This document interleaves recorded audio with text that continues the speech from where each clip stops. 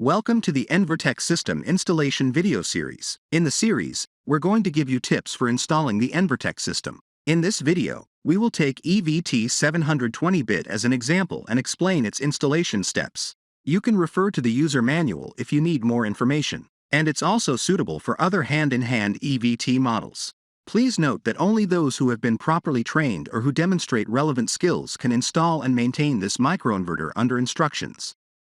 In this video, we will help you understand and learn the installation procedure of a 2-in-1 microinverter through building a 1.5 kilowatts PV system. This system is composed of two EVT 720 microinverters, 4 PV modules.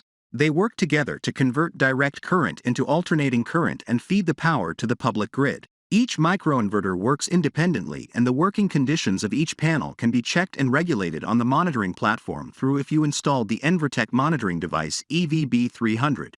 Before we start, we'd like to give you a brief introduction.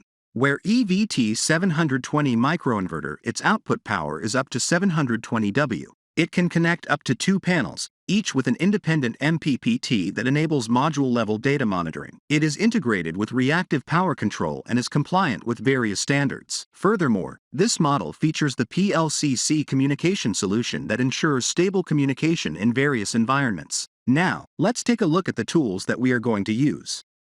Preparation.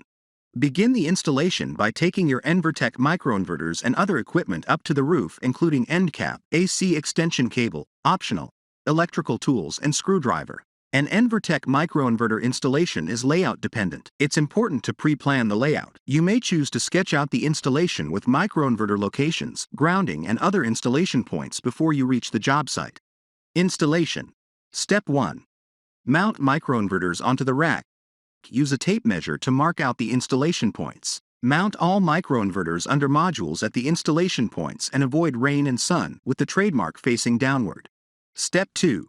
Grounding. Microinverters and modules must be connected to the grounding conductor in accordance with national standards. Fix the screws to the microinverter installation hole. Make sure that the grounding screw thread pierced into the bracket to get the best grounding effect. Step 3.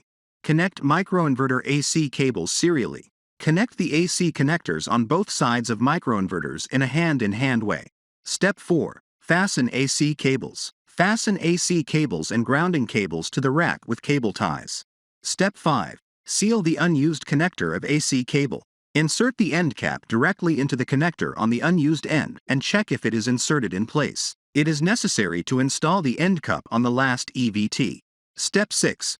Connect PV modules to microinverters. Connect each PV module with the DC input cables of the microinverter. Step 7.